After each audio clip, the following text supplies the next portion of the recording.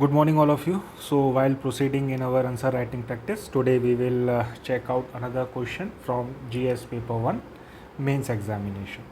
तो क्वेश्चन कुछ ऐसे है that how will you explain the medieval Indian temple sculptures represent the social life of those days. So the question is asking us, question हमसे जानने की कोशिश कर रहा है कि कैसे जो मेडिवल टेम्पल स्कल्पचर है वो उस टाइम की सोशल लाइफ को रिप्रेजेंट करता है. तो वही जो हमारा थीम है आंसर राइटिंग का कि सबसे पहले हम इंट्रोडक्शन देखेंगे, उसके बाद बॉडी देखेंगे और उसके बाद क्वेश्चन को या आंसर को अपने कंक्लूड करेंगे. तो इंट्रोडक्शन के अंदर हम कुछ चीज़ें डाल सकते हैं, जैसे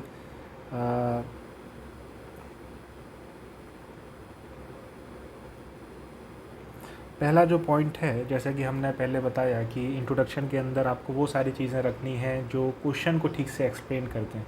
तो क्वेश्चन के अंदर आपसे पूछा जा रहा है इंडियन टेम्पल स्कल्पचर के बारे में कि वो कैसे उस टाइम के सोशल लाइफ को रिप्रेजेंट करता है.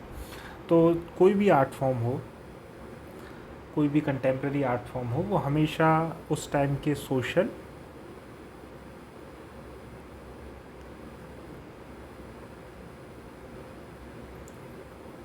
इकोनॉमिक एंड पॉलिटिकल कंडीशंस को रिप्रेजेंट करेगी, चाहे वो स्कल्पचर आर्ट हो, चाहे वो परफॉर्मिंग आर्ट हो या आर्किटेक्चर हो. इसके अलावा जो दूसरा इम्पॉर्टेंट पॉइंट है क्वेश्चन के अंदर वो है मेडिवल इंडियन टेम्पल स्कल्पचर. तो अगर इंडियन कॉन्टेक्स्ट में हम मेडिवल की बात करेंगे तो वो रेंज करता है from 8th century to 18th century. तो बहुत ज़रूरी है कि आप अपने आंसर के इंट्रोडक्शन में पूरी तरह से ये बता दें कि आपने क्वेश्चन को ठीक से एनालाइज कर लिया है.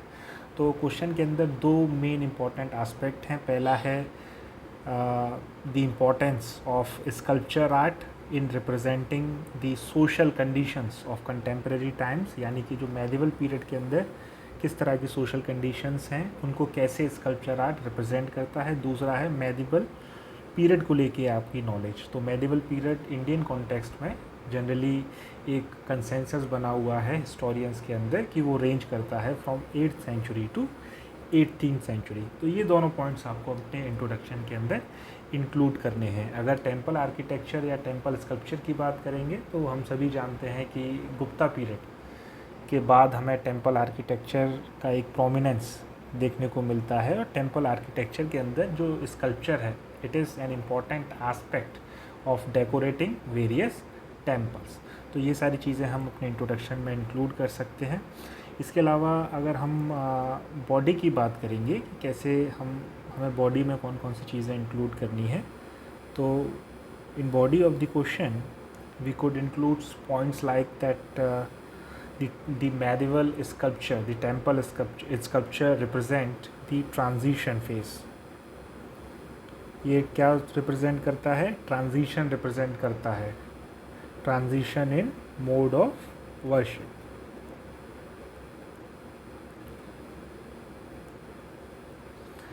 तो इस टाइम का जो फेस है उसके अंदर भक्ति मूवमेंट फ्लरिश करता है across the continent, across the सब कॉन्टिनेंट. तो भक्ति मूवमेंट को लेके हमारी जो इन्फॉर्मेशन है वो है कि ये bhakti movement emerged in southern India in 7th century और 17th या 18th सेंचुरी तक वो पूरी इंडिया के अंदर फैल जाता है. तो इस टाइम पर हमें जो स्कल्पचर्स हैं उनके अंदर भी भक्ति मूवमेंट का एक रिफ्लेक्शन देखने को मिलता है. क्लियर? तो पहला पॉइंट हो गया आपका बॉडी के अंदर. दूसरी चीज़ इम्पॉर्टेंट पॉइंट जो आप इंक्लूड कर सकते हैं वो है that the kind of importance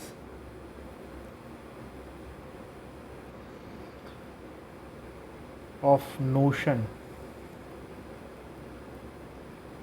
of divinity. तो ये वो टाइम है जहाँ पर जो डिविनिटी का नोशन है वो एक्सपेंड करता है. इस टाइम पर बहुत बड़े बड़े टेम्पल्स हमें देखने को मिलते हैं, बहुत एलैबोरेट स्कल्पचर आर्ट हमें देखने को मिलता है जो कि रिफ्लेक्ट करता है कि कैसे सोसाइटी के अंदर जो नोशन है डिविनिटी का वो चेंज हुआ है या किस तरह के डायनामिक्स उसके अंदर देखने को मिले हैं। तो ये आपका दूसरा पॉइंट हो गया। तीसरे पॉइंट के अंदर आप रिप्रेजेंट कर सकते हैं that the kind of importance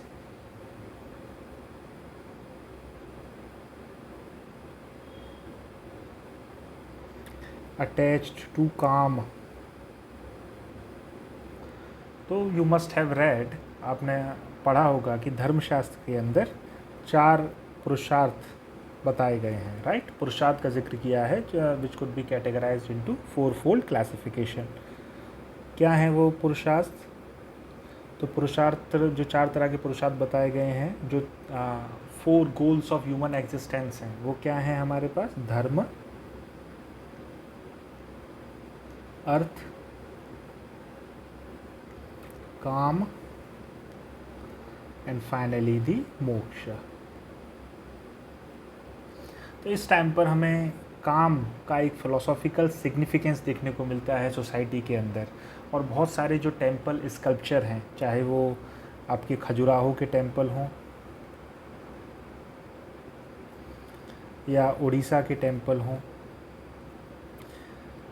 वहाँ पर हमें मैथुन यानी कि सेक्सुअली इरोटिक स्कल्पचर देखने को मिलते हैं, जो रिप्रेजेंट करते हैं कि सोसाइटी के अंदर जो काम का एक इम्पोर्टेंस है वो कैसे रिफ्लेक्ट करता है। इसके अलावा जो और पॉइंट हम इंट्रोड्यूस कर सकते हैं अपने आंसर के अंदर, वो हैं अबाउट द कॉस्मोग्राफिक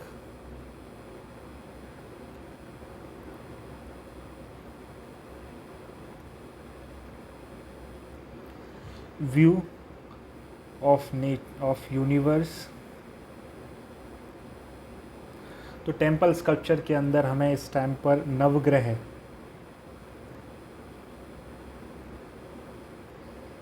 स्कल्पचर्स देखने को मिलते हैं which represent the cosmographic view of universe की जो सोशल कंडीशनिंग है उस टाइम की, how they reflect about the nature of universe at that time. उस टाइम पर यूनिवर्स का क्या नेचर है, उसको कैसे रिप्रेजेंट करते हैं उस टाइम के सोशल कंडीशंस।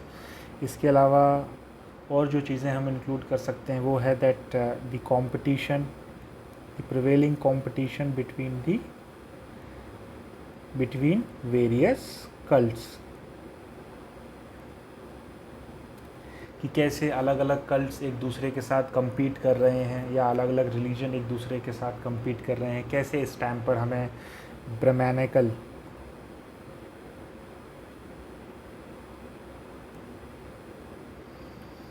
जो रिलीजन है उसकी सुपीरियॉरिटी देखने को मिलती है। इसके अलावा जो ब्रह्मैनिकल रिलीजन के अंदर 3 इम्पॉर्टेंट सेक्ट निकल के आते हैं, वो हैं हमारे पास आपका Shiva sect, Vishnu sect and शक्ति सेक्ट। क्लियर? इसके अलावा हम ये भी जोड़ सकते हैं कि कैसे इस समय तंत्र का प्रोमिनेंस बढ़ जाता है and this could also be reflected in the sculpture art of that period. तो 5th सेंचुरी BC के बाद तंत्र का प्रोमिनेंस बढ़ जाता है सोसाइटी के अंदर, वो भी हमें इस टाइम का जो स्कल्पचर आर्ट है उसके अंदर देखने को मिलता है। इसके अलावा एक कल्चरल कन्वर्जेंस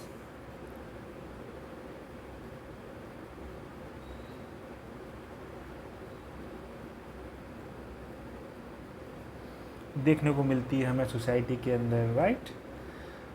ब्रह्मैनिकल एक्सपेंशन हमें देखने को मिलता है।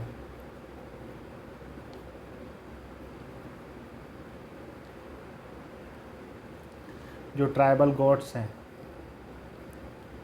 दे वर इंक्लूडेड इन दी ब्रह्मैनिकल फोल्ड, चाहे वो जगन्नाथ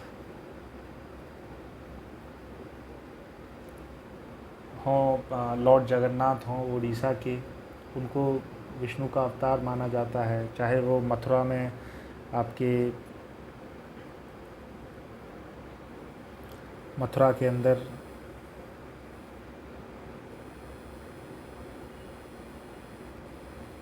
कृष्ण कल्ट हो। Krishna used to be a travel god in Mathura, लेकिन बाद में उनको विष्णु का अवतार माना जाने लगता है, और he was included into the mainstream of Brahmanical God.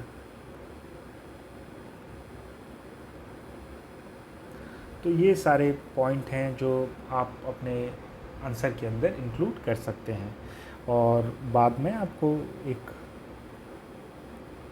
Comprehensive conclusion के साथ अपने आंसर को ख़त्म कर देना है। जैसे कि जो उस टाइम के टेम्पल्स हैं, they used to depict mini world and eloquently, यानी कि पूरी सफाई के साथ वो उस टाइम की सोशल कंडीशंस को रिप्रेजेंट करते हैं।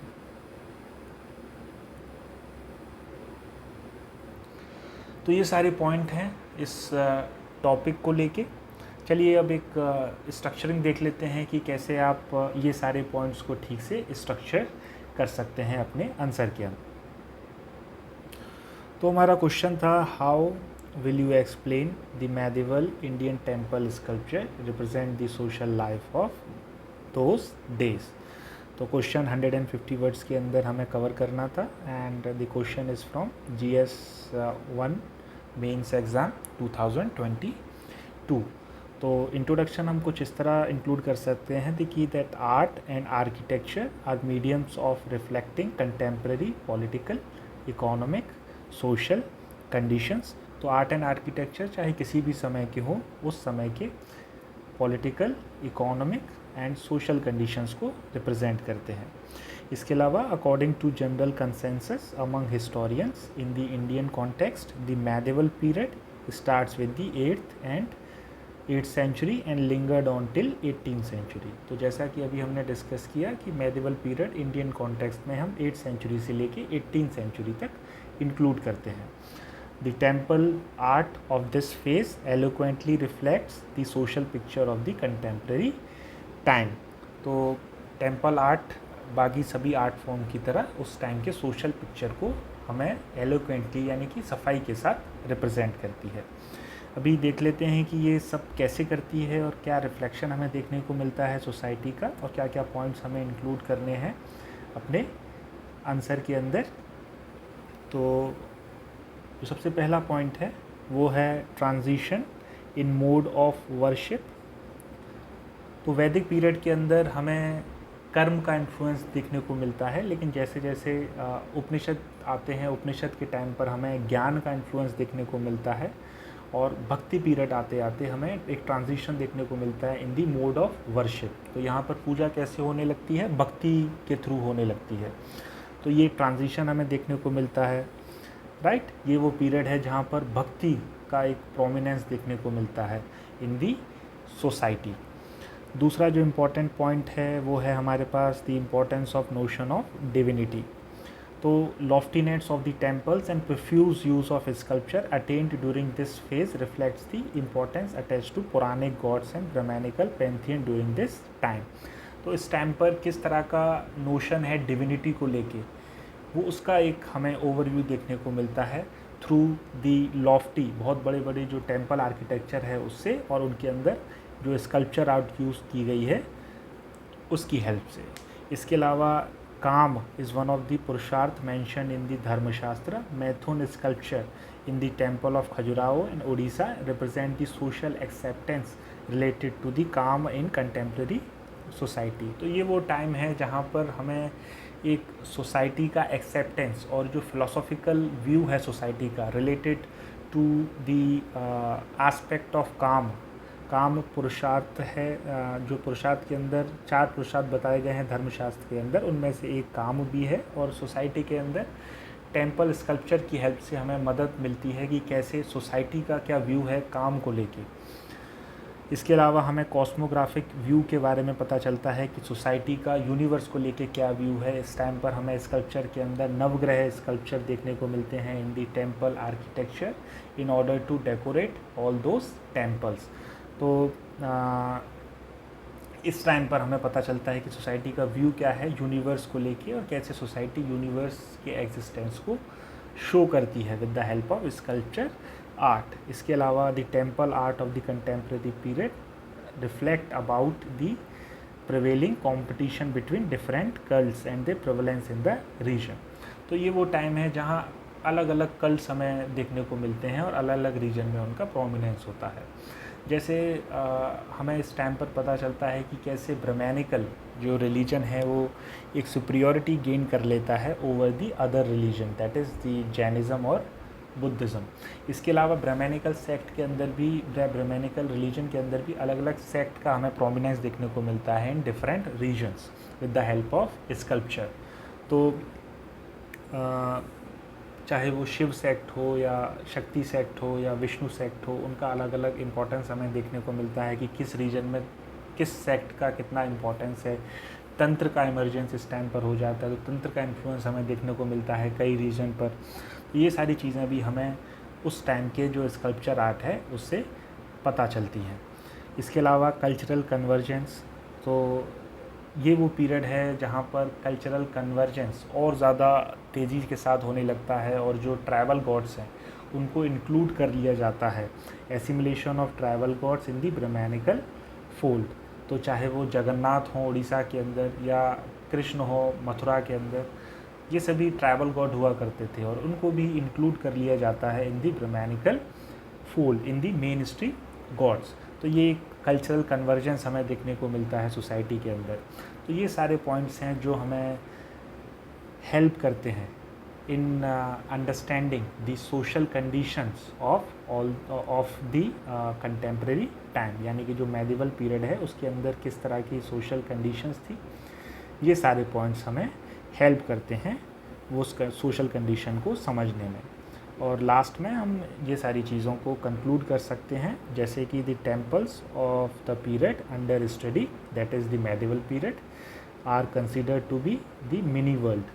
They reflect the societal picture in clear terms to facilitate historians and anthropologists. तो जो historians और anthropologists हैं उनको मदद करते हैं उस टाइम की social conditions को रिवील करने में, to recreate the societal picture of the contemporary time. So इस तरह हम अपने आंसर को conclude कर सकते हैं within the word limits. So this is an overview how you could tackle your questions in your mains examination. We will certainly meet in another session with another question. Till then, goodbye and take care of yourself.